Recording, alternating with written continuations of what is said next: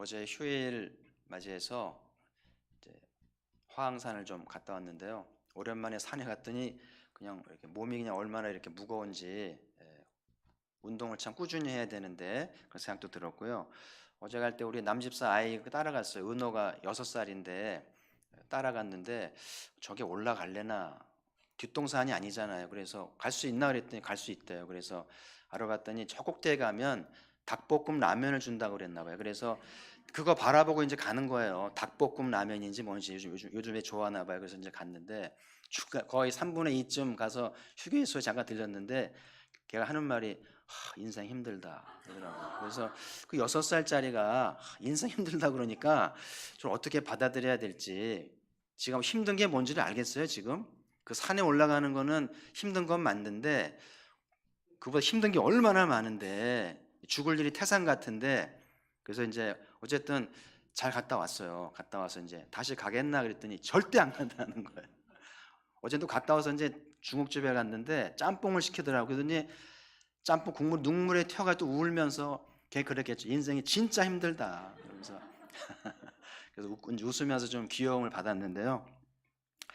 하여튼 우리 인생이 애들이나 어른이나 남자나 여자나 다들 전쟁 같고요. 아우성이고 참 희망이 보여야 할 텐데, 그래서 오늘 여러분이 수요예배 오신 것은 힘든 중에 하나님을 바라보면서 희망을 얻으러 왔잖아요. 그래서 말씀을 잘 들으면서 한 구절이라도 한 말씀이라도 희망을 받아가면 수요예배 나간 보람이 있고, 또 수요예배가 여러분의 인생을 축복하는 통로가 되면 가포교회 수요예배가 전통 있는 희망을 주는 예배라, 이렇게 소문이 나면 좋겠다는 생각이 들어요.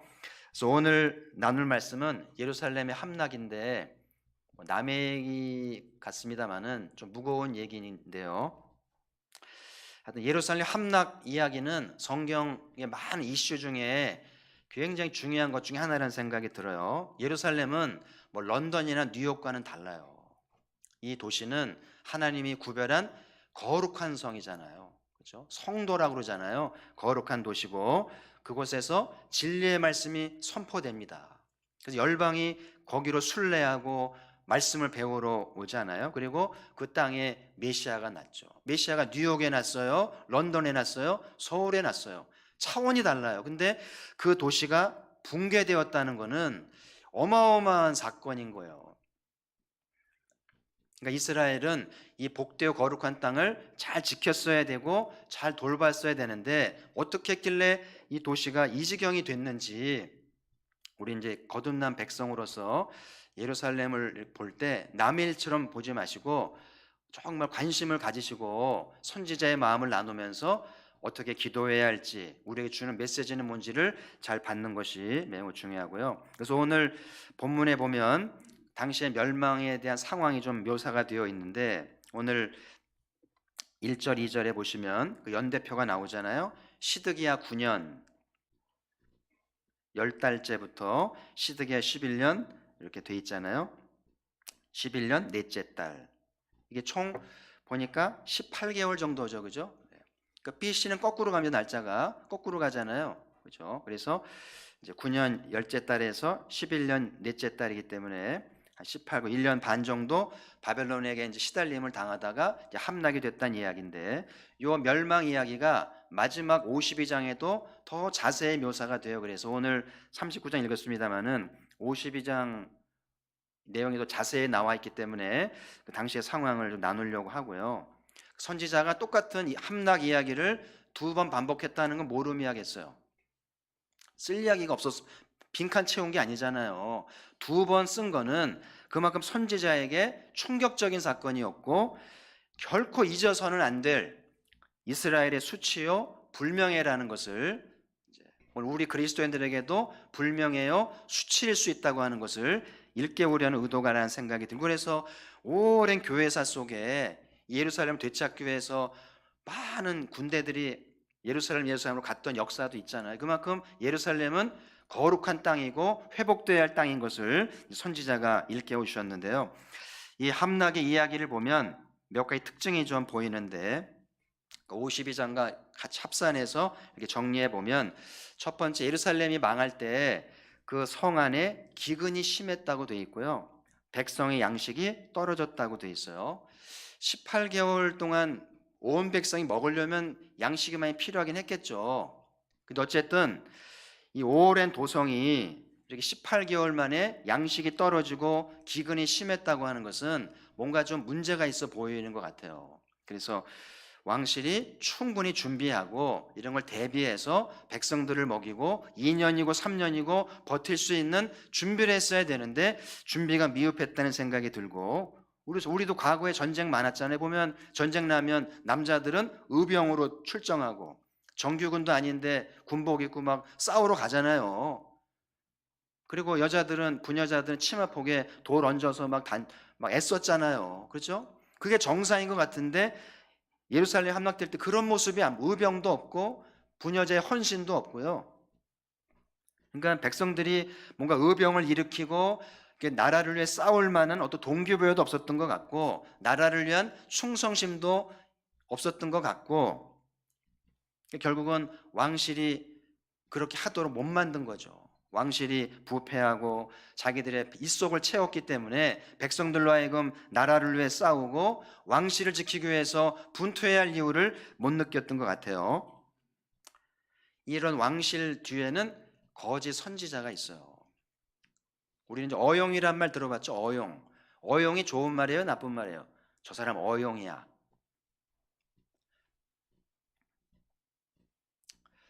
잘 모르시는 것 같아요.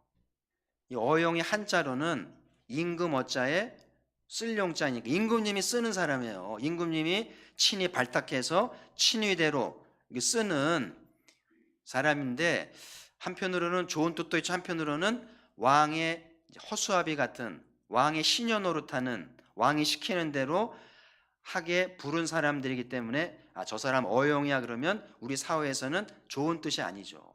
절대 어용되면 안 된다고 이제 이해를 하고 있잖아요. 그러니까 그 당시에도 예레미야는 진짜 선지자인데, 하나님이 세운 선지자인데, 이 어용 선지자는 하나님이 세운 게 아니라 왕이 측근들이나 이렇게 말 잘 듣는 사람을 돈 주고 채용해 가지고 좋은 말 좀 해봐라 이렇게 이제 한 거니까, 이 어용 선지자들이 나라의 상황을 예를 들면 끓는 가마를 봤다든지 이런 위기 상황을 직언해서 준비해야 되는데, 이 어용 선지자들은 아무 일 없다는 거예요. 그리고 평안하다는 거예요. 하나님이 돌보시기 때문에 아무 일 없으니까 임금님은 아무 걱정하지 마시고 만세수 하라는 거예요. 그러다가 이 사단을 만난 거예요. 그러니까 백성들도 동기부여가 안 됐고 얼마나 원망스럽겠어요. 그래서 이제 예루살렘이 함락될 수밖에 없는 상황이 됐음을 묘사하고 있고요. 그리고 두 번째로 예루살렘 함락에서 보여주는 것은 왕실의 최후의 모습이 묘사되어 있는데, 성벽이 무너지니까 갈대아 군사가 이제 물밑으로 오니까 도망가야 되잖아요. 군사들이 도망가면서 왕을 이제 모시고 가겠죠. 그래서 오늘 왕의 동산을 해서 아라바로 빠져나갔는데 갈대 사람이 놓칠 리가 없죠. 쫓아가 가지고 왕을 체포하니까 군사들은 다 도망가 버리네요. 그러니까는 진짜 군사라면 죽어야죠. 근데 왕이 잡히는 순간 다 도망가는 거예요. 그러니까 시드기야가 잡혀가지고 이제 갈대아로 소환이 됐는데, 오늘 본문에 나오잖아요. 왕이 신문을 합니다. 바벨론 왕이 신문하면서 막 무시하고 욱박지르고 막 그랬겠죠. 그러다가 이제 어마어마한 이제 일을 하는데, 시드기야의 아들들을 데려다가 그 아버지가 보는 앞에서 아들들을 죽입니다. 어떻게 죽였는지 모르겠어요. 잔인하게 죽였겠죠. 목을 뱉든지 사지를 찢었든지 하여튼 불가마에 넣든지. 그러니까 그 애비의 눈에 자기 자식이 죽는 걸 보면서 얼마나 자지러졌을까요? 그렇게 잔인해요, 바벨론 사람들이. 그리고 이제 측근에 있던 고관들을 다 죽입니다. 그러니까 시드기야만 남았으니까 얼마나 두렵겠어요. 근데 시드기야는 죽이진 않아요. 죽이지 않고 어떻게 했나요? 오늘 본문에 나오죠. 7절에 보니까 두 눈을 뺐어요. 한쪽 눈만 뺐으면 좋은데 두 눈을 다 뺐어요. 앞을 못 보게 됐습니다. 그리고 이제 결박을 해서, 여기 이제 사슬로 되어 있는데요. 52장에 가면 놋사슬로 되어 있어요. 철컥철컥 소리가 나는 무거운 놋사슬로 결박을 해서 옥에 집어넣는데 거기서 죽었어요. 두 눈 뽑혔죠. 행동에 억어가 돼 있죠. 자기 아들들 죽었죠. 고관들 죽었죠. 그 시대에 오게서 얼마나 원통하게 그 우울증에 시달리면서 분노하면서 지난날 후회하면서 예레미야의 말을 들었을 걸 하면서 통곡을 하면서 우울한 종말을 보냈을지 예상할 수 있어요. 여러분, 차라리 죽이는 게 낫죠. 죽이진 않고 말려 죽이는 것이 가장 잔인하다는 생각이 드는데 이스라엘 마지막 왕의 최후가 그래요. 우리도 민비가 시해되고 왕조가 무너진 경험이 있기 때문에 남의 일 같지 않아요. 그래서 비참하게 왕실이 문을 닫으면서 최후를 맞이하게 되죠.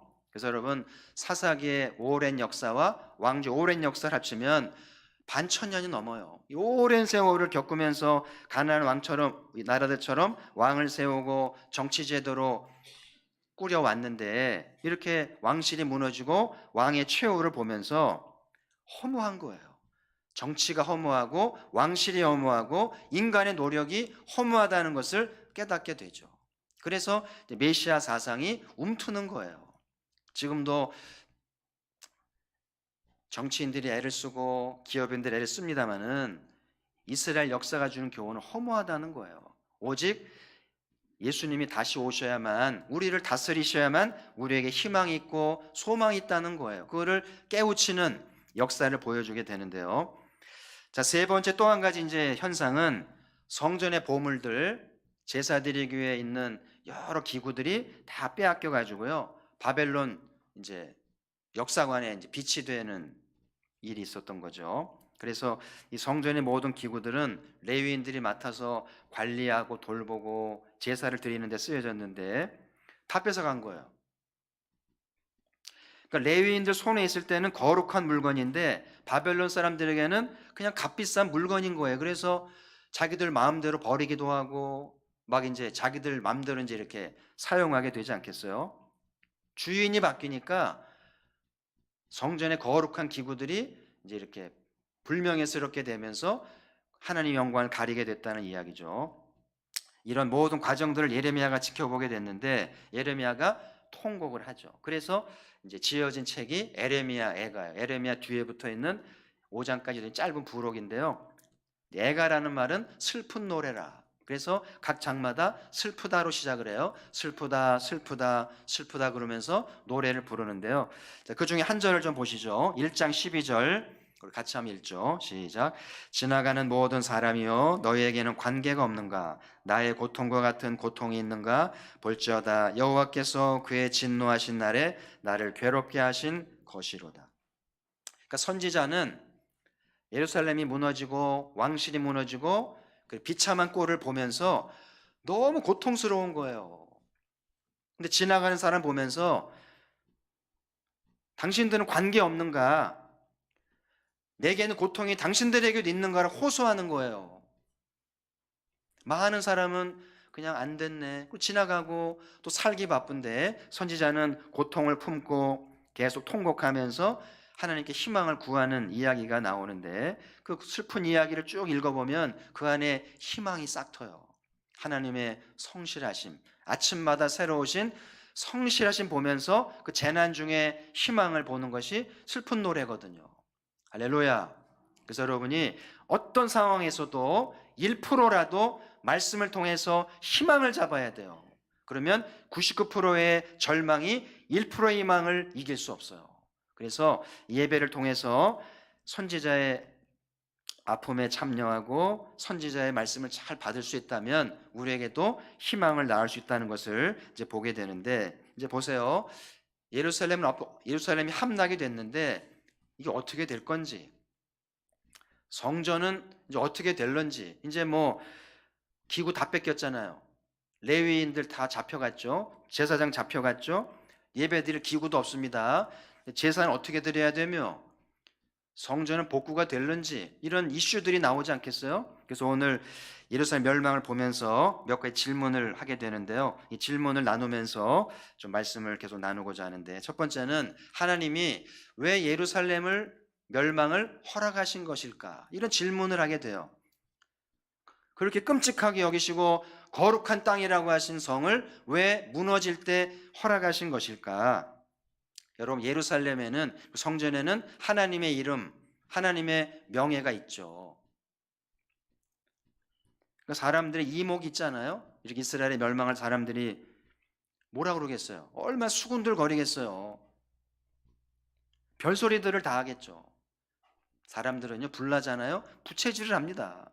입담하는 거 좋아하고 가십거리 만들고, 남들은 절망하고 있는데 그냥 부채질을 하는 거예요. 세상 사람들이 그렇잖아요. 하나님이 얼마나 욕을 잡수셨을까요? 그럼에도 불구하고 하나님이 이 멸망 허락하신 데에는 하나님의 아픔이 있고 깊은 탄식과 진노가 있었음을, 더 이상 참을 수 없는 상황이었음을 생각하게 되는데, 자, 이사야에서 배운 말씀인데 한 번 더 복습을 해보시죠. 이사야 45장 15절. 자, 같이 읽어보죠. 시작. 구원자 이스라엘의 하나님이여, 진실로 주는 스스로 숨어 계시는 하나님이십니다. 숨어 계신 하나님, 숨바꼭질 하듯이 하나님은 침묵하시면서 숨어 계시는 거잖아요.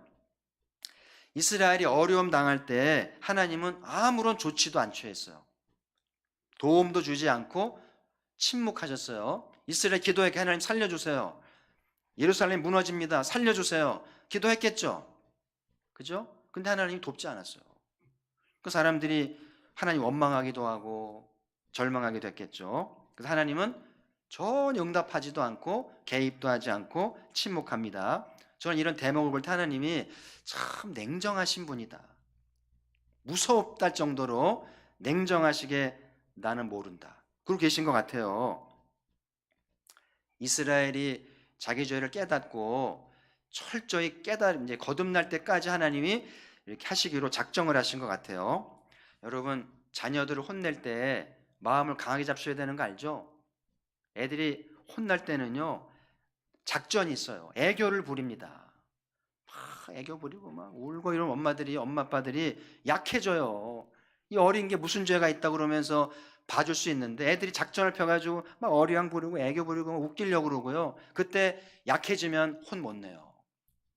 마음 단단히 먹고요, 냉정하게 해서 매를 회초리를 들어야 되는데, 그래서 아이들 잘못을 깨우치고 아이들을 바르게 키우려면 엄마든 아빠든 냉정해야 돼요.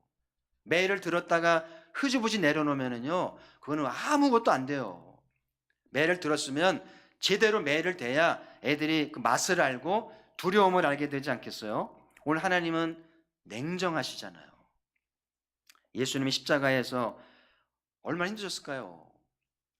빨개 벗김을 당하잖아요. 그리고 온갖 매를 맞고 피를 흘리는데요, 예수님이 그러잖아요. 하나님이 어찌 나를 버리십니까?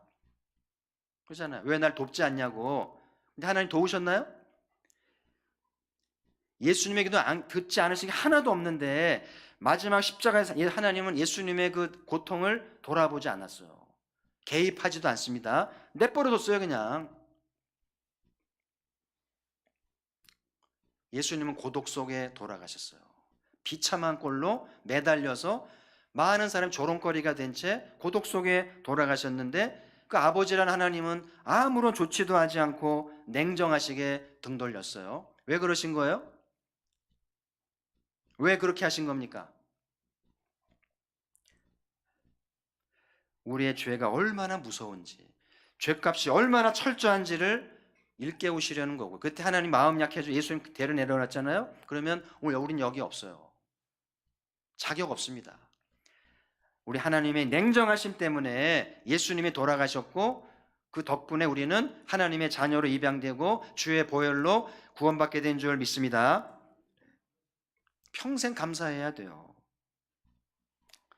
여러분, 눈이 이제 겨울에 이렇게 올 때 눈을 치워야 돼요, 안 치워야 돼요? 눈이 계속 오는데 치우면 뭐하냐, 또 쌓이는데. 그래서 눈 다 그치면 치우지. 그러면 큰일 납니다. 여기 눈이 많이 안 오기 때문에 그러는데요, 눈이 많이 오는 도시는요, 눈이 올수록 치워야 돼요. 계속 치워야 됩니다. 그렇지 않으면 마비가 되든지, 동네가 마비가 되든지, 집이 붕괴가 되든지, 눈사태가 나서 몰살을 합니다. 여러분, 눈이 이렇게 조금만 좀 가벼운 것 같은데요, 도시를 말살시키는 무게가 있어요. 무서운 겁니다. 그래서 눈을 계속 치워야 되는 거예요. 우리 죄도 마찬가지예요. 죄를 방치하고 나중에 몰아서 회개하지 그러면요, 사단 납니다. 그래서 죄는 그때그때 처리해야 돼요. 주일마다 와서 진심으로 회개하고 저를 채례해야만 사태가 나지 않고 사단이 나지 않아요. 그래서 여러분, 주일날 낮 예배는 참회 시간 있잖아요. 1분도 안 걸리는데 그 1분도 안 된 시간이 얼마나 중요한지 몰라요. 여러분의 운명을 바꿀 수가 있어요. 그래서 정말 집중해서 뉘우치고 용서를 받을 줄 아는 것이 굉장히 중요한데, 여러분 기억할 것은 어떤 죄를 지었더라도 예수님의 보혈은 능히 죄를 용서하고 깨끗게 할 줄 믿습니다. 우리의 죄가 가벼워서가 아니라 예수의 보혈이 놀랍기 때문에 그래요. 자, 사도 다윗의 좀 말씀을 보죠. 다윗 시편 32편 1절에 보시면 허물의 사함을 받고 자신의 죄가 가려진 자는 복이 있도다. 제가 이것을 다윗의 행복론이라 했잖아요. 다윗의 행복은 왕이 됐기 때문도 아니고 부자이기 때문도 아니고 내 죄가 용서받은 것이 행복하다. 아니, 죄 용서받은 게 뭘 이렇게 행복합니까? 보세요. 죄 용서를 받게 되면 죄 용서를 받음에 따르는 부대 효과라는 게 있어요. 근데 반대로 죄 용서를 받지 못하면 받아야 할 부대 효과를 받지 못하기 때문에 이게 얼마나 중요한지 몰라요. 그래서 죄 용서를 받느냐 못 받느냐에 따라서 아버지로부터 오는 축복과 약속이 올 수도 있고 놓칠 수도 있기 때문에 다윗은 그거를 아는 거예요. 열심히 살기 때문에 복 받는 게 아니고 돈 버는 게 아니에요. 죄 용서를 받고 하늘문이 열리기 때문에 응답이 있고 열매가 있는 건데, 죄 용서를 간구하고 열심히만 살면 돈은 벌 수 있어요. 돈 모을 수 있습니다. 근데 죄 용서 문제 해결이 안 되면 한순간에 다 사라지고 적자까지 됩니다. 빚더미에 앉아요. 무서운 일입니다. 벌기는 어려울지 몰라도 나가는 건 한순간이에요. 다윗은 그걸 알았기 때문에 죄 용서가 얼마나 중요한지, 열심히 사는 것보다 하나님의 은총을 받는 것이 얼마나 중요한지 알기 때문에 노래를 부르는 거 아니에요? 종종 물이 새고 전기가 새서 물값 전기값 많이 나올 때 있잖아요. 그 잡아야 되고 신고해야 됩니다. 그래서 이제 보상 받아야 되잖아요. 하나님이 늘 축복을 주는데 왜 이렇게 남는 게 없을까요? 새 나가는 것 같지 않아요? 왜 새 나갈까요? 에레미야가 말하는 두 가지 악이기도 하겠죠. 죄의 문제예요. 거의 틀림없습니다. 이 묵힌 죄의 문제가 아버지 여러 축복과 은총들을 서서히 새나가게 하니까 많이 받은 것 같은데 돌이키고 보면 남는 게 없어요. 그래서 여러분, 당장 급하지 않은 것 같아도 교회에 오면 죄의 문제를 처리하고 죄 용서에 감사할 줄 아는 것이 굉장히 중요하다는 것을 꼭 기억하시고 기도의 우선순위에서 빠뜨리지 않기를 바라고요. 여러분, 예수님이 그 기도의 교훈을 주면서 말씀대로 산 바리새인의 기도를 기뻐하셨어요? 말씀대로 못 산 세리의 기도를 기뻐하셨어요? 예? 그죠? 말씀대로 안 산, 교회도 잘 안 나온 그런 죄인의 기도를 들으셨잖아요. 교회 열심히 나오고 말씀대로 산 자칭의인 바리새인의 기도는 기뻐하지 않았잖아요. 이게 무슨 말입니까? 예수님이 그런 얘기 하잖아요. 건강한 사람은 의사 필요 없는 거예요. 병원 쳐다보지도 않습니다. 근데 아프면 병원에 관심을 가고 의사를 찾잖아요. 그러면서 하시는 말씀이 나는 말씀대로 산 의인을 부르러 온 게 아니다. 누구 때문에 왔다고요? 말씀대로 안 산 죄인을 만나러 왔다. 그럼 누가 수지 맞는 거예요? 뭐하러 말씀대로 사나? 그럴 수 있죠. 그리고 오해하시지 마세요. 말씀대로 못 산 죄인들이 수지 맞은 게 맞아요. 세리들, 창녀들, 그 수준 낮은 인간들이 복을 받습니다. 그리고 당대 의인이고 말씀대로 살고 교회 생활 잘한 멤버들은 예수님이 막 저주하기도 하고 멀리 하잖아요. 이게 무슨 아이러니입니까? 그래서 여러분, 말씀대로 살고 의롭게 살았다고 안심하면 안 돼요. 중요한 거는 말씀대로 살고 의롭게 살수록 진짜인 하나님의 백성은 자기의 죄인됨을 깊이 느끼는 거예요.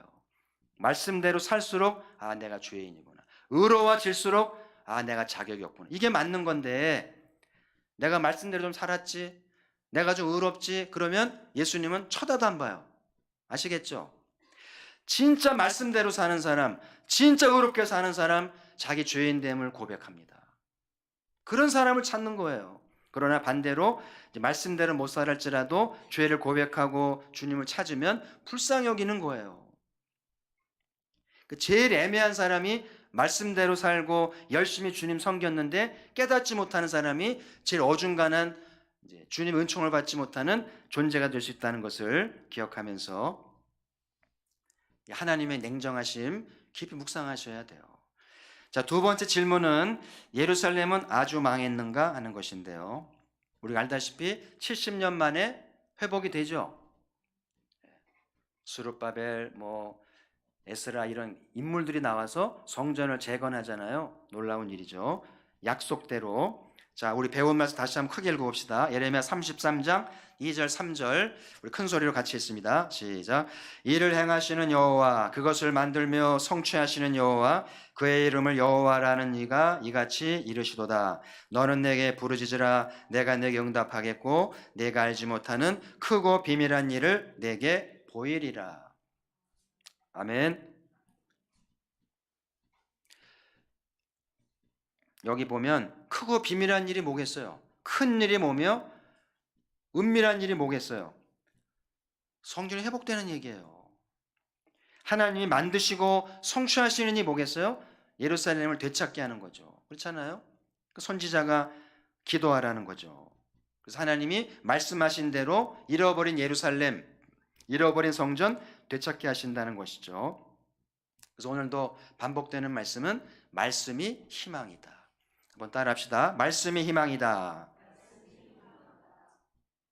우리 여러분 여기 나왔다는 것은 희망이 있는 거예요. 아무리 잘 살아도 아무리 형통해도 말씀이 없으면 희망이라고 말할 수 없어요. 근데 힘들고 고단하지만 말씀이 있으면 희망이 있다고 말하는 거예요. 선지자가 그래서 남긴 책이 우리 손에 있다는 건 영광이죠. 선교사들이 번역하고 수고해서 우리 손에 읽기 좋게 한글로 번역해 남긴 것은 얼마나 감사한 일인지. 여러분 오늘날 여러분 손에 이 책이 히브리어로 써 있으면 누가 읽겠어요? 저도 잘 못 읽는데. 근데 한글로 번역되어서 읽을 수 있다는 게 얼마나 감사한 일인지. 그래서 개신교는 오직 말씀이에요. 가포교회가 오직 말씀이기를 바랍니다. 그래서 개신교인됨의 긍지를 가지시고요. 좀 더 말씀 가까이 하고 말씀을 들으면서 약속을 받고 희망을 낳는 우리가 되기를 바랍니다. 입시가 다가오는데요. 입시 설명회를 하더라고요. 학부모를 초대해서 이제 문교부 당국에서 입시 경향 대책을 하는데 엄마들이 많이 옵니까? 많이 안 옵니까? 여기 가보신 분들 있죠? 사진 보면은요, 앉을 데가 없어가지고 그 가운데 이렇게 앉더라고요. 이렇게 계단 중간중간 이렇게 복도에. 얼마나 많은지 말이죠. 입시가 중요하죠. 애가 앞으로 어떻게 될 건지, 어디에 원서를 내야 될지. 근데 오늘 말씀의 이 자리는 빈자리 보세요. 제가 이렇게 비교하려는 건 아닌데 상대적이잖아요. 우리의 관심이 어디에 있는가? 아이를 기르는 부모의 관심사가 말씀에 있는가? 입시 설명회에 있는가? 진짜 선지자를 믿고 하나님을 믿는다면 어디에 우선순위가 있어야 돼요? 입시 설명이 더 중요해요? 말씀이 더 중요해요? 이럴 때 꿀을 드시셨고, 제가 입시 설명회가 중요하지 않다는 게 아니에요. 입시 설명회 가서 계단에도 앉았으면 여기는 무조건 와야 되는 거죠. 그렇잖아요? 거기는 못 가도 말씀을 들으러 와야 우리 아들이 희망이 있는데 입시 설명회가 희망을 주지 않아요. 다 되지 않습니다. 애들이 얼마나 힘든지 몰라요. 그래서 입시 설명회를 가는 건 좋은데 하나님 말씀의 자리에 나올 줄 아는 게 얼마나 중요한지를 선지자를 통해서 배우고 이 약속을 통해 예루살렘이 회복이 된다고 하는 것이 우리는 알고 있잖아요. 그래서 우리 가포교회 모든 자녀를 기르는 부모님들은 아이들의 미래를 위해서라도 이렇게 말씀의 자리에 와서 약속을 받고 희망을 받고 아버지의 은총을 받는 우리가 모두가 되기를 주의 이름으로 축복합니다. 고3 엄마들 만나면 권면 좀 하세요. 기도해야 된다. 우리 말씀 들으러 가자. 애 장래에 대해서 하나님께 물으러 가자. 그래서 권면해서 수요예배 데리고 나오고요. 새벽기도 데리고 나오고요. 기도해야 희망을 주잖아요. 그래서 오늘 선지자가 예루살렘은 망했지만 희망의 말씀을 통해서 70년 후에 재건하게 하는 희망을 주신 것이 우리에게 있다는 것이죠. 여러분, 예수님이 이 성전을 헐라 그랬잖아요. 오늘 예루살렘 함락하고 이 성전 헐라는 말씀하고 관계가 있어 보입니까? 성전 지었잖아요. 다 돌아와서. 수르바벨 성전 지었는데 또 무너졌죠. 헤롯이 지었습니다. 예수님이 헐라는 거예요. 바리새인들이 당 메시아라는 양반이 어떻게 지은 성전인데 헐라 그러냐 그러면서 비아냥거리는데 예루살렘 함락하고요. 예수님의 성전 헐라는 것과 맥락이 있어요. 성전은 헐어져야 되는지 모르겠어요. 여러분, 성전은 우상이 되면 안 돼요.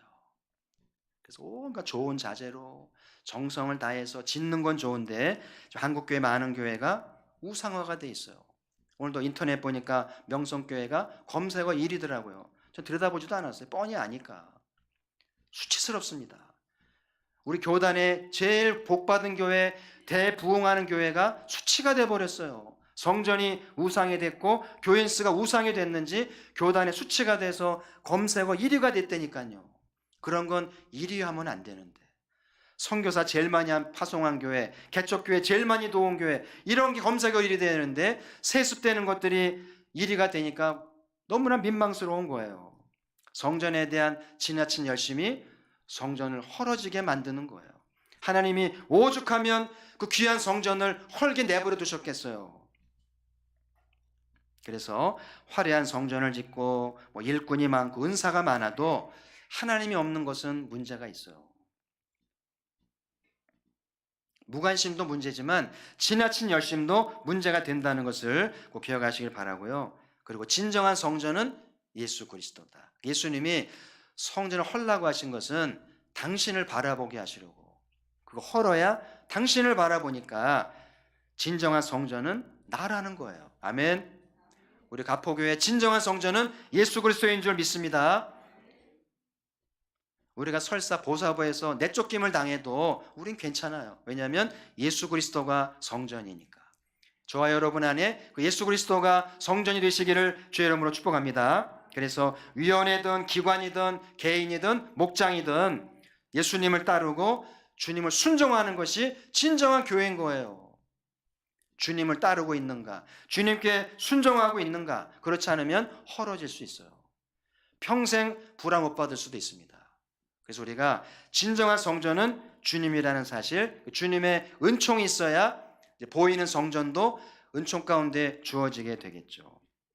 그래서 여러분, 성전이 우상이 되면 삶의 모든 공로들, 공든탑 무너지고 말아요.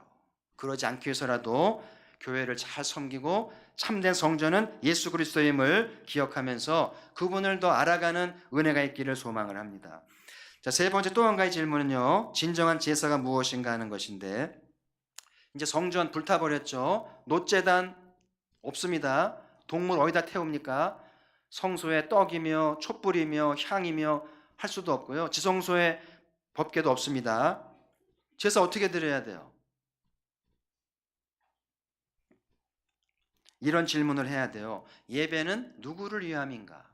여러분, 예배는 주님을 위한 거예요? 우리를 위한 거예요? 주님을 위한 거죠. 이건 적절한 비유인 것 같아요. 돌잔치에 가면 주인공이 누구예요? 애들이죠. 제일 고생하는 게 누구예요? 그 안 입겠다는 옷을 꾹꾹 입혀가지고 울리고 귀찮게 하고 하루 종일 우울하잖아요, 애가. 정작 행복해야 할 주인공 우울하고요. 누구 잔치예요? 오랜만에 친구들 모여 술 먹고 가족 잔치하고 뭐 주객이 바뀐 것 같지 않아요? 차라리 옷을 입히지 말고요. 애를 행복하게 하는 돌잔치가 돼야 되는데 우리 예배가 그래요. 누구를 위한 예배인가? 와서 쉼도 얻고 은혜 받고 그게 예배인가요? 우리의 관심사가 지친 인생 위로받고 아픈 거 고침받고 그 예배의 목적이에요? 주님께 영광을 드리는 게 예배의 목적인가요? 지금 예배를 드릴 수 없게 됐어요. 차라리 잘 됐나요? 예배는 우리를 위한 게 아니에요. 우리는 힘들고 설사 은혜를 받지 못하고 안식을 경험하지 못할지라도 주님께 영광이 되면 그게 참 예배인 거예요. 그런 말 있잖아요. 불교에서 제사보다 제밥이란 말이 왜 나왔겠어요? 제사가 우선인데 제사 후에 먹는 거 관심이 있으니까 바뀐 거잖아요. 왜 하나님이 성전을 없애버리셨는가? 진정한 제사가 뭔가를 일깨우시려는 생각이 들어요. 자, 성경 말씀 봅시다. 요한복음 4장 21절 같이 읽습니다. 시작. 예수께서 이르시되 여자여 내 말을 믿으라. 이 산에서도 말고 예루살렘에서도 말고 너희가 아버지께 예배할 때가 이르리라. 오랫동안 북쪽 이스라엘은 단에서 예배드렸어요. 나름 정통성을 갖고. 그리고 남쪽 이스라엘은 유다는 예루살렘 예배를 드리면 자기 정통성을 얘기했잖아요. 근데 예수님은 제3의 장소를 얘기하는 거예요. 여기도 아니고 저기도 아니고. 제3의 장소가 어디예요? 영과 진리로 예배하라는 거예요. 어디서 하든지 영과 진리로 예배하라는 제3의 답을 주신 것이 놀라운 점이죠. 저 요즘에 신명기를 공부하면서 그런 생각이 들어요. 저는 영과 진리로 예배드리는 것보다 구약에서 가르치는 제사가 더 좋겠다는 생각이 들어요. 구약의 제사는요, 시키는 대로 제사 드리면 답이 나와요. 제대로 했는지 수컷, 암컷, 몇 년짜리 이런 거 드리면 딱 답이 나오는데 신령과 영으로 드리는 제사는 제대로 영으로 드린 건지를 알 수가 없어요. 평가가 안 되잖아요. 그냥 현대인들은 편리성을 따라서 가까운 교회 가면 되고 굳이 어떨 때는 굳이 교회 가지 않아도 마음으로 예배드리고 막 이런 행태가 나타나잖아요. 이게 영과 진리입니까? 편일성을 드리는 게 영과 진리고 마음으로 드리는 영과 진리를 드리는 거예요? 그렇지 않거든요. 예배를 왜곡하고 있어요. 그래서 저는 차라리 구약 예배가 낫다는 생각이 들어요. 답이 나오니까 말씀대로 시키는 대로 잡아서 드리면 되니까. 근데 영과 진리는 누가 영과 진리로 드렸는지 마음을 열어볼 수가 있어야죠. 보세요. 영과 진리 예배를 드리게 된 것은 예수님이 나를 위해 제물 됐기 때문이잖아요. 그래서 어린 양의 보혈을 의지해서 빈손으로 주 앞에 나오는 거잖아요. 어떻게 예배를 드려야 어린 양의 보혈을 의지하여 예배 드리는 걸까요? 자, 저 사도의 한 구절을 마지막 소개하고 정리하겠습니다. 잘 보세요. 로마 15장 16절 같이 읽습니다. 시작. 이의 은혜는 곧 나로 이방인을 위하여 그리스도 예수의 일꾼이 되어 하나님의 복음의 제사장 직분을 하게 하사 이방인을 제물로 드리는 것이 성령 안에서 거룩하게 되어 받으실 만하게 하려 하심이라. 여기 보면 무슨 제물이 나와요? 이방인을 제물로 드린단 말 나오죠. 여러분 사도는 아시아 유럽을 다니면서 이방인을 전도합니다. 그죠? 아시아 이방인, 유럽 이방인 전도하면서 뭘 찾아요? 내가 만나는 이방인 중에 형제와 자매 중에 제물로 드릴 만한 영혼이 있나? 이걸 보는 거예요, 지금. 마치 구약의 성도들이 절기 때 이게 순놈인가 암놈인가 3년짜리라고 그랬는데 너 몇 살이지? 찾는 거하고 비슷한 거예요. 아시겠어요? 그래서 사도가 아시아를 다니면서 제물로 드릴 만한 사람을 찾아냅니다. 그리고 유럽에서 제물로 드릴 만한 사람을 찾아내서 주님께 드리는 거예요. 지금 사도의 눈으로 볼 때 수협에 드린 저희들 가운데 한 명 한 명 보면서 제물로 드릴 만한 영혼이 있나 보신다는 거예요. 어때 하나님 앞에 제물로 드려질 만합니까? 지금 내 몸과 마음의 상태와 자세가 제물로 드려질 만해요? 하나님 거룩하게 받으심직한 제물로 드려지고 있습니까? 그렇게 드리는 게 영과 진리로 예배하는 건데 누가 이렇게 집중해서 목숨 걸고 예배를 드릴까요? 결코 쉬운 일이 아니에요. 그래서 저는 차라리 구약 예배가 낫겠다는 생각이 드는 거예요. 그래서 이제 말씀의 결론입니다. 영과 진리로 예배하는 것은 편리성도 아니고 빈손으로 오는 것도 아니고요. 제물이 되는 거예요. 주님, 제가 제물 되겠습니다. 어린 양이 제물 된 것처럼 내가 제물 되어서 가포교회 제물 되어서 주님께 영광이 되겠습니다라고 그런 마음으로 그런 각오로 드릴 때 영과 진리가 된다는 거죠. 우리 가포교회가 영과 진리로 예배하는 교회가 되어서 주님의 은총을 받고 응답을 낳기를 주의 이름으로 축복합니다. 오늘 몇 가지 질문을 나눴는데요. 예루살렘 함락을 보면서 하나님의 죄에 대한 냉정하심입니다. 지은 죄에 대해서는 냉정하게 죄값을 치르게 하셔요. 성역이 없습니다.